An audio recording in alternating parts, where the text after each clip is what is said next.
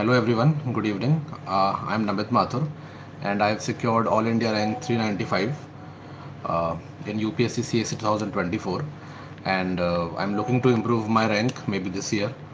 And first of all, I would like to thank UPSC Time India for providing me this platform and opportunity to talk to future aspirants as well as share my strategy and my tricks or things that I have done during my preparation. So I'll start with a very brief introduction of mine, and then I'll proceed to my general strategy for the prelims and the mains examination. As I said, I've secured All India rank 395 and this was my second attempt.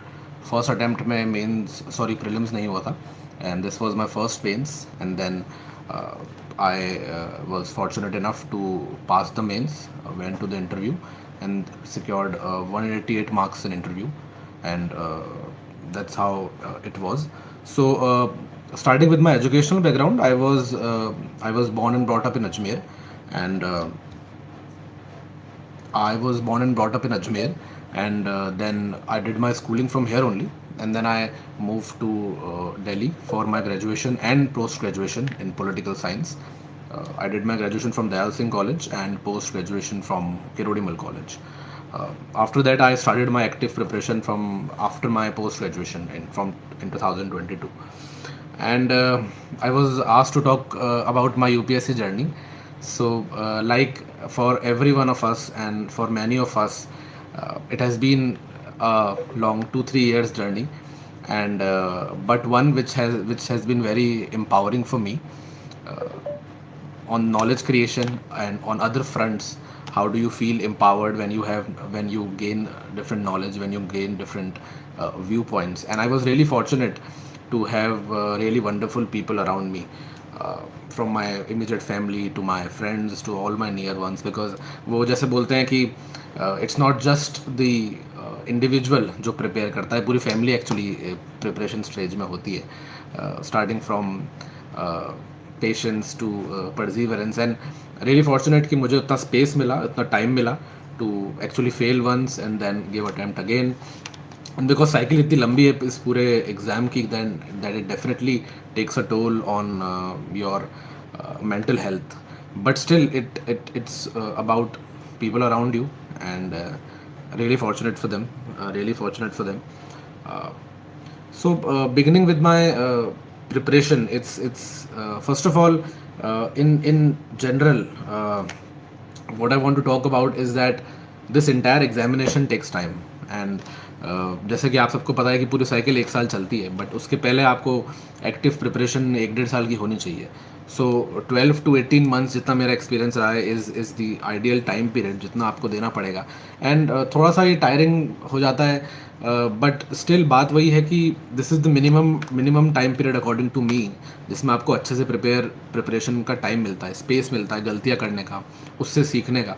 And according to me this journey is more about knowing yourself also, कि आपके क्या strengths हैं subjects wise also, और आपके क्या limitations हैं, आप कितने घंटे पढ़ पा रहे हो, कितना आप में एनर्जी है, क्या आपके स्ट्रॉन्ग पॉइंट्स हैं एग्जामिनेशन में या पेपर में, and then working on them. Because market में बहुत सारी स्ट्रेटजी हैं, मार्केट में बहुत सारे स्टैंडर्ड्स हैं, बट इट्स मोर अबाउट कि आप सबसे अपने अपने इनपुट्स लें. Even for this video also it's type of a disclaimer कि whatever I am going to talk about is more about my own experiences, and it's more about how I am as an individual, जो मैंने experience किया है अपने बारे में, या फिर जो मैंने सीखा है अपने बारे में. It may not work for you, some other thing may work for you, right? But you have to get the best information and then work upon that according to your own profile, your own interest, your own background, like.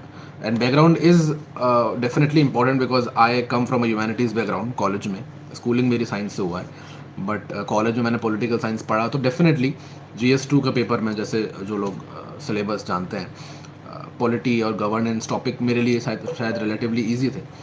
So certainly background आपके के हिसाब से आपकी strengths and weakness depend करती है.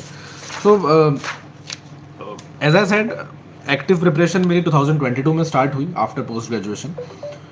उससे पहले NCERTs मैंने करी, लाइक बेसिक जो प्रिपरेशन थी वो एनसीईआरटीज़ स्टार्ट करी मैंने अपने कॉलेज टाइम से। एंड एक एक जो सबसे बड़ी प्रॉब्लम आती है एनसीईआरटीज़ में कि लोग बोलते हैं कि it's to, because 11th 12th की होती है, नाइन्थ टेंथ की होती है, और उसमें काफ़ी कंसेप्चुअल चीज़ें भी होती हैं, काफ़ी कॉम्प्लेक्स चीज़ें भी होती हैं। फर्स्ट ऑफ ऑल मेरा जो एक्सपीरियंस रहा है एनसीईआरटी को कभी भी एज अ टेक्स्ट बुक की तरह ना पढ़ के, अर्ली स्टेज ऑफ प्रिपरेशन में जो अभी अर्ली स्टेज में है उसको एज अ नॉवल की तरह अगर पढ़ो, उसको as a just a knowledge creation की तरह पढ़ो। बिकॉज क्या होता है कि अगर हम सिर्फ स्टार्टिंग से नोट्स बनाने लगेंगे या स्टार्टिंग से बहुत कॉम्प्लेक्स चीज़ें पढ़ने लगेंगे तो हमारे दिमाग में एक स्टोरी नहीं बनती है। आपको पॉलिटी पढ़ने के लिए पहले समझना पड़ेगा कि पार्लियामेंट है तो पार्लियामेंट में 2 हाउस होते हैं, लोकसभा राज्यसभा। तो वो स्टोरी डेवलप करने के लिए आपको एनसीईआरटी से स्टार्ट करोगे तो बेटर रहता है। एक दिमाग में फ्रेमवर्क बन जाता है, एक दिमाग में ढांचा बन जाता है कि ये चीज़ें हैं मोटा मोटा। ज़रूरी नहीं है कि आपको बहुत डिटेलिंग पता हो उस टाइम पे, बट अगर आपको एक ढांचा पता है तो बाद में जब आप एक्टिव प्रिपरेशन करोगे किसी कोचिंग के साथ या फिर सेल्फ प्रिपरेशन करोगे तो उस स्ट्रक्चर में आप अपने खुद का कंटेंट भर पाओगे। तो एनसीईआरटीज़ को बहुत लाइटली रीड करो, जैसे कि आप एक टारगेट ले सकते हो स्टार्टिंग में कि मैं एक दिन में 10 पेज पढ़ूंगा या 20 पेज पढ़ूंगा। अगर आप कॉलेज कर रहे हो, साथ में पोस्ट ग्रेजुएशन कर रहे हो, ग्रेजुएशन कर रहे हो, तो कम टाइम मिलता है, बाकी एक्टिविटीज़ भी करनी पड़ती हैं, पढ़ाई करनी पड़ती है। तो उस टाइम पे आप एनसीईआरटीज़ को एज ए नॉवल की तरह लो कि 10-20 पेज रोज पढ़ना है। एक बेसिक क्रक समझना है मुझे कि क्या क्या है चीज़, क्या है हिस्ट्री में, इंडिया की हिस्ट्री में क्या है, पॉलिटी में क्या है, ज्योग्राफी में क्या है, एंड फिर आगे बढ़ जाओ।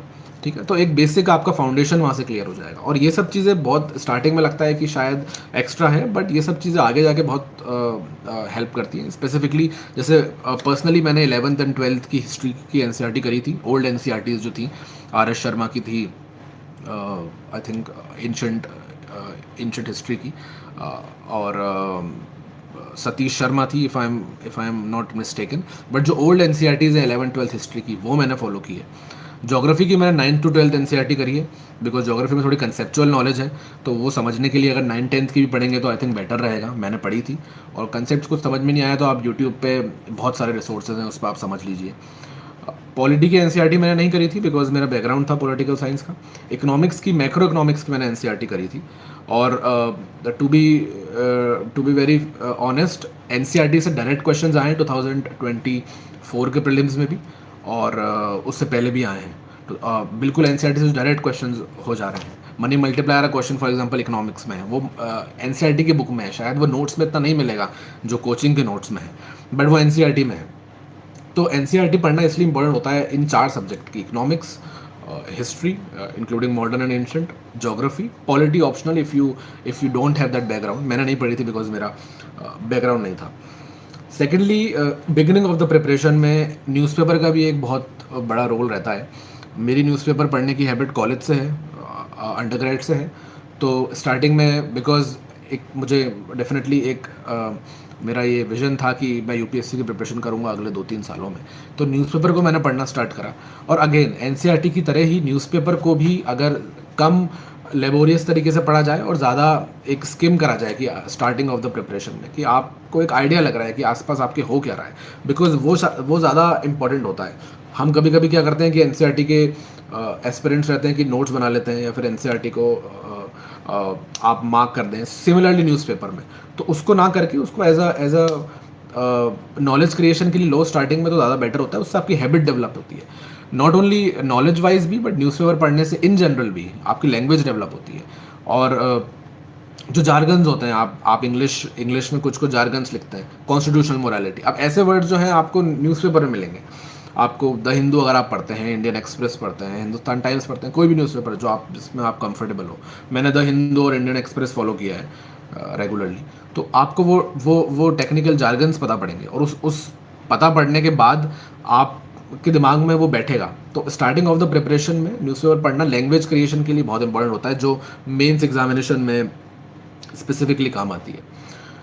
उसके बाद जैसे मैंने अपनी 2022 के बाद जब प्रिपरेशन स्टार्ट करी, तो मैंने विजन आईएएस से मेरा फाउंडेशन कोर्स था, तो उनके नोट्स भी मैंने बहुत रेगुलरली फॉलो करे हैं, मेंस में भी और प्रीलिम्स में भी। और स्पेसिफिकली अगर प्रीलिम्स की बात करूं तो अगर बहुत जनरल बात करूं तो प्रीलिम्स इज़ डेफिनेटली जो एक फज रहता है about current affairs, definitely current affairs important हैं, मेंस में भी इंपॉर्टेंट है, प्रीलिम्स में भी इंपॉर्टेंट है, बट प्रीलिम्स भी और मेंस भी दोनों एग्जामिनेशन स्टैटिक पोर्शन से ही निकलेंगे, जितना मेरा एक्सपीरियंस है। क्योंकि स्टैटिक पोर्शन ऐसा है कि जैसे अगर आप प्रीलिम्स एग्जामिनेशन को अगर आप एनालाइज करेंगे तो अराउंड 35 to 45 क्वेश्चन हर साल आपके स्टैटिक पोर्शन से आ रहे हैं। स्टैटिक पोर्शन मतलब जो बुक्स में है, जो स्टैंडर्ड बुक्स में है, जिस जो कंसेप्चुअल नॉलेज के बेसिस पे जो चेंज नहीं होता। अर्थक्वेक कैसे फॉर्म में होता है, उसके क्या कंडीशंस होते हैं, ये एक स्टैटिक नॉलेज है, ये आपको पता होनी ही चाहिए, नॉन नेगोशिएबल। पार्लियामेंट में लोकसभा और राज्यसभा की पावर्स में क्या डिफरेंस है, ये स्टैटिक नॉलेज है, ये चेंज नहीं होगी, ये बुक्स में है। सो सबसे बड़ी जो एक मेरा टेक अवे है वो ये है कि स्टैटिक जिसका स्ट्रांग होता है, करंट अफेयर्स उसका इजीली मैनेज हो जाता है, और स्टैटिक से ही आपके प्रीलिम्स के क्वेश्चंस, प्रीलिम्स का पेपर निकलेगा। Because static examination is sorry prelims examination is not about कि आप बिल्कुल ऑल आउट चले जाओ, आपको वहाँ पर 150 या 200 मार्क्स नहीं स्कोर करना है। It's just a qualifying paper, आपको सिर्फ कट ऑफ क्लियर करनी है। और जो ट्रेंड रहा है पिछले कुछ सालों में, इट्स मोर अबाउट कि नेट 45 क्वेश्चन अगर आपके सही हैं, बिकॉज 90 के आसपास कट ऑफ रह रहा है फॉर अनरिजर्व्ड, 90 के आसपास अगर आपके मार्क्स आ रहे हैं आफ्टर 200, तो आप क्वालिफाई कर रहे हो, आपका एम क्वालिफाई करना है। तो यू हैव टू स्ट्रेटेजाइज कि आपको नेट 45 to 50 क्वेश्चन सही करने हैं मिनिमम नेगेटिव मार्क्स के साथ। तो स्टैटिक उसके लिए बहुत ज़्यादा इंपॉर्टेंट है। तो उसके लिए जैसे कि जैसे प्रीलिम्स में जो मेजर सब्जेक्ट्स हैं वो हैं आपका पॉलिटी, आपका हिस्ट्री जिसमें मॉडर्न है, आर्ट एंड कल्चर है, geography, environment, science and tech, और इकोनॉमिक्स डेफिनेटली। तो इन सब सब्जेक्ट्स के अगर आपके स्टैटिक बहुत स्ट्रांग है, आपकी कंसेप्चुअल क्लैरिटी है, तो आपके लिए काम बहुत आसान हो जाएगा। ज़्यादातर लोग अकॉर्डिंग टू मी ज़्यादा फंसे रहते हैं प्रीलिम्स के उसमें, बिकॉज बहुत सारे सोर्सेज के साथ और बहुत ज़्यादा फोकस करते हैं वो करंट अफेयर्स पर में भी, या अलग मैगजीन्स करने के लिए ज़्यादा फोकस आपका स्टैटिक पर होना चाहिए, और उनके मल्टीपल रिविजन्स आप करेंगे तो आप ज़्यादा बेनिफिशियल रहेगा। और स्टैटिक इसलिए भी इंपॉर्टेंट है बिकॉज इसका प्रिडिक्टेबल है, मतलब हर साल क्वेश्चन वो पूछ रहे हैं। करंट अफेयर्स के साथ प्रॉब्लम यह है कि it is not predictable. Current affairs मान लो आप मार्केट में जितनी भी मैगजीन्स हैं, जितने भी कोचिंग सेंटर्स हैं, सबकी अगर आप मैगजीन्स भी कर लोगे, प्रैक्टिकली पॉसिबल नहीं है, लेट्स अज्यूम आप कर लोगे, तो भी you can not predict current affairs में क्या आएगा। It can be very random, it can be very random species. 2023 में ओरंगटन की स्पीशी का कुछ क्वेश्चन पूछ लिया, अब वो किसी भी मैगजीन में डायरेक्टली नहीं था। तो it is current affair is just like it's like a bet, बहुत रैंडम है। उसकी आप प्रिपरेशन एक स्पेसिफिक मैगजीन से करो, उस पर ट्रस्ट रखो, बस ख़त्म। Static preparation, static revision is the way forward. मैंने जो सोर्सेज यूज़ करे, पॉलिटी में स्टैंडर्ड बुक है लक्ष्मीकांत, मैंने उसको फॉलो किया है, प्लस कॉन्स्टिट्यूशन ऑफ इंडिया की जो ओरिजिनल PDF है उसको भी आप साथ में खोल के बैठोगे तो आपको बहुत बेनिफिट होगा, क्योंकि डायरेक्टली क्वेश्चन पूछा जाता है कि is this word present in the constitution of India. तो अगर आप आर्टिकल पढ़ोगे, फंडामेंटल राइट्स जैसे आप पढ़ रहे हैं, कोई भी स्टैंडर्ड बुक से पढ़ रहे हो, Laxmikanth let's say if you are reading article 19 पढ़ रहे हो, उसके साथ साथ आप ओरिजिनली भी पढ़ो कि वो कॉन्स्टिट्यूशन में क्या लिखा हुआ है, क्योंकि डायरेक्ट क्वेश्चन कॉन्स्टिट्यूशन से आ रहा है सिलेबस में, लक्ष्मीकांत नहीं है सिलेबस में, कॉन्स्टिट्यूशन ऑफ इंडिया है। तो अगर आप वो करोगे, कॉन्स्टिट्यूशन को साथ में रखोगे तो बहुत बेनिफिशियल होगा। साथ साथ इकोनॉमिक्स में कंसेप्ट बहुत इंपॉर्टेंट है। इकोनॉमिक्स में डायरेक्टली आप इन्फ्लेशन, इंटरेस्ट रेट, इस तरीके के लिंक्स आ जाते हैं। तो कंसेप्चुअल नॉलेज इकोनॉमिक्स में क्रिएट करना बहुत इंपॉर्टेंट है। Start from NCERTs, macro economics की आई थिंक 11th या 12th की NCERT है, वो कंप्लीट करिए। एंड देन मार्केट में जैसे मृणाल सर के नोट्स काफ़ी फेमस है, मैंने भी कुछ फॉलो करे हैं। उसके साथ साथ आई थिंक श्रीराम IAS की बुकलेट आती है इकोनॉमिक्स की, इंडियन इकोनॉमी की, मैंने वो भी फॉलो करी है। तो इन दोनों सोर्स से combined I have done my economics static portion, conceptual portion. Geography का कंसेप्ट जैसे मैंने बताया कि आप NCERT से करिए, 9 to 12th बेस्ट सोर्स है। विजन IAS से मैंने जो कि क्लासेस ली थी, तो राजेश गोविंदराज सर के नोट्स काफ़ी मेरे को हेल्प करे थे ज्योग्राफी में। प्लस ज्योग्राफी में प्रीलिम्स में मैपिंग बहुत इंपॉर्टेंट है, तो मैपिंग में आप बहुत ज़्यादा इधर उधर भागने से अच्छा है जो प्लेसेस इन न्यूज़ है पहले तो आप उनको कवर करें। कोई भी कंट्री है, उसके रिवर्स, उसके माउंटेन्स, उसके आसपास सीज़ कौन से हैं, ये सब चीज़ आप फॉलो करें। प्लस उसके साथ साथ इंडिया की आप मैपिंग बहुत अच्छे से करें। इंडिया की रिवर्स, उनकी क्रोनोलॉजी क्या है, राइट टू लेफ्ट कौन सी हैं, कौन सी रिवर कितनी बड़ी है, ये सब चीज़ें तो PYQs में काफ़ी पूछी गई हैं। So it's really helpful in geography. History एक ऐसा एक ऐसा सब्जेक्ट है जिस पर काफ़ी कन्फ्यूजन रहता है। मॉडर्न हिस्ट्री काफ़ी ज़्यादा पूछी जाती है, पिछले कुछ सालों में कुछ क्वेश्चंस कम हैं, बट जनरली मॉडर्न हिस्ट्री पूछी जाती है। एंशिएंट मिडीवल कम पूछा जाता है। सो एंशिएंट मिडीवल के लिए जो मेरी पर्सनली स्ट्रेटजी थी वो ये थी कि एंशिएंट मिडीवल का मैंने बेसिक क्लियर करा हुआ था एनसीईआरटी से, एंड दैट्स इट। उसके एक्स्ट्रा मैंने कुछ नहीं पढ़ा एंशिएंट मिडीवल में क्योंकि क्वेश्चंस जैसे पीवाईक्यूज में काफ़ी रैंडम थे एंशिएंट मिडीवल के। तो उसमें प्रॉब्लम ये थी कि अगर आप पढ़ भी लोगे, अगर मान लिया आपने एंशिएंट मिडीवल में काफ़ी टाइम लगा दिया, तो भी हो सकता है आपके पेपर में वो क्वेश्चन सॉल्व नहीं होगा, बिकॉज वो बहुत रैंडम क्वेश्चन आ रहा है, कोई बहुत फैक्ट पूछ ले रहे हैं जो आई थिंक हिस्ट्री ऑप्शनल वालों से भी सॉल्व नहीं होता है इन जनरल। सो उस हिसाब से आप सिर्फ बेसिक एंशिएंट मिडीवल कवर करिए, बिकॉज इनपुट आउटपुट रेशियो नहीं है। आप ज़्यादा टाइम तो दे देंगे, बट हो सकता है फिर भी 3 क्वेश्चन एंशिएंट मिडीवल का है, हो सकता है फिर भी वो सॉल्व नहीं हो। सो इट्स बेटर कि आप बेसिक कवर करें, बेसिक से जितना सॉल्व हो रहा है वेल एंड गुड, नहीं सॉल्व हो रहा है तो obviously you have to move on, because prelims में you just have to qualify, you just have to pass the cut off. कुछ चीज़ें आपको बहुत स्ट्रेटेजिकली गो ऑफ करनी है, आपको छोड़नी है, वो आपको फोमो नहीं होना चाहिए, फियर ऑफ मिसिंग आउट। ये प्रीलिम्स में बहुत बड़ा इशू है कि मैंने ये नहीं किया, मैंने इस मैगजीन से नहीं पढ़ा, मैंने उस कोचिंग की मैगजीन से नहीं पढ़ा, मैंने ये बुक नहीं पढ़ी, मैंने नितिन संघानिया नहीं पढ़ी आर्ट एंड कल्चर में। कोई फ़र्क नहीं पड़ता है, आप अपना बेसिक एनसीईआरटीज़ को पर फोकस करिए, उसको मल्टीपल टाइम रिवीजन करिए। डेफिनेटली जो करंट अफेयर्स हैं उसको ऐड करते रहिए, बट किसी भी तरह का फोमो रखने की कोई ज़रूरत नहीं है, स्पेशली इन हिस्ट्री में। अपार्ट फ्रॉम दैट इन्वायरमेंट एक काफ़ी डाइसी फील्ड रहती है और काफ़ी क्वेश्चंस आते हैं। तो इन्वायरमेंट के नीडलेस टू से at the cost of repeating my self, static करना है आपको। जो कंसेप्ट हैं पोल्यूशन के, बायोडाइवर्सिटी के, जो कॉन्सेप्ट्स होते हैं उस पर डायरेक्ट क्वेश्चंस आता है। करंट अफेयर्स में ज़्यादातर आता है स्पीशीज़ इन न्यूज़, या फिर आता है नेशनल पार्क्स और वाइल्ड लाइफ सेंचुरी, उनकी क्या लोकेशन है, या स्पीशीज़ की कुछ कैरेक्टरिस्टिक्स आ जाएंगी। तो मेरी जो पर्सनल प्रिपरेशन थी स्पीशीज़ और एनवायरनमेंट से रिलेटेड, वो ये था कि मैंने एक अपने पेपर पे जितनी भी प्रीवियस ईयर की स्पीशीज़ थी पिछले 8-10 साल की, वो मैंने नोट कर ली थी। एंड देन उसमें उस स्पीशी के कैरेक्टरिस्टिक कुछ स्पेशल चीज़ वो कर रही हैं, या फिर किस लोकेशन में वो पाई जाती हैं, किस नेशनल पार्क में पाई जाती हैं, उसका मैंने नोट्स बना लिए थे। क्योंकि बहुत बार ऐसा होता है कि स्पीशीज़ पीवाईक्यू उसकी रिपीट हो जाती है। अगर वो ऑप्शंस में है किसी साल, तो हो सकता है वो किसी अगले साल में क्वेश्चन आ जाएगा उसका। जैसे 2020 में फॉर एग्जांपल अगर वो ऑप्शन में है, तो 2022-23 में उसका क्वेश्चन आ गया होगा। इस साल अगर क्वेश्चन आया तो कभी वो ऑप्शन में आ जाएगी। So PYQ is the best source to do species in news as well as mapping की एक्सरसाइजेज जो नेशनल पार्क्स और वाइल्ड लाइफ सेंचुरी से रिलेटेड हो।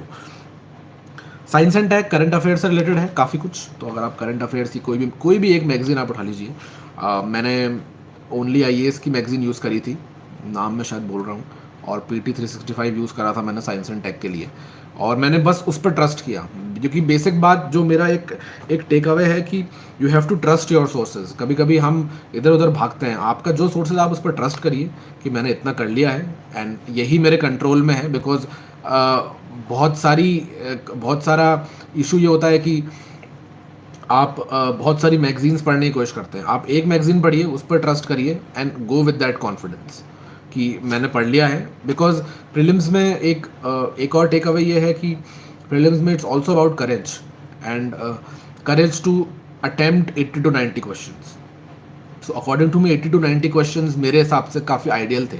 बिकॉज आपके गलत भी होते हैं, कुछ क्वेश्चंस हो सकता है कैंसिल हो जाएं, कुछ क्वेश्चंस कंट्रोवर्शियल होते हैं, आप सिली मिस्टेक्स करते हैं, तो उसके लिए आपका बफर होना चाहिए। So for me 80 to 90 questions करना एक बहुत स्वीट रेंज थी। जनरली मैं 85 प्लस करता हूँ, 85 to 90 के बीच में। बट अगर कुछ पेपर टफ है या फिर बहुत ज़्यादा आपको नहीं आ रहा है, तो एटलीस्ट 80 to 85 तो करने ही चाहिए किसी भी सिचुएशन में। तो उस सेंस में आपको करेज चाहिए। और करेज कब आएगा आपको क्वेश्चन करने का? जब आप कॉन्फिडेंट हो अबाउट योर सोर्सेज। अगर आप कॉन्फिडेंट हैं अपने करंट अफेयर्स और स्टैटिक प्रिपरेशन से, तो आप डेफिनेटली क्वेश्चन ज़्यादा करेंगे and that has paid dividends for me. 2024 का लास्ट ईयर प्रीलिम्स में I did 90 questions, I cleared the cut off. This time also I happen to give prelims, let's see, but I think I am going to pass the cut off. Let's see how it goes. Prelims की काफ़ी जैसे बात हुई है, तो मोटा मोटा यही है कि रिवीजन एक ऑल्सो बहुत ज़्यादा ज़रूरी है लास्ट के 15 डेज़ में। बिकॉज मोमेंटम चाहिए होता है आपको एग्जाम हॉल में कि अच्छा मैं पिछले 15 दिन से पढ़ता हुआ आ रहा हूँ and it's just another day, I am just going to solve the question. अगर आपका वो ब्रेक आ गया आखिरी कुछ दिनों में तो थोड़ी सी प्रॉब्लम रहती है।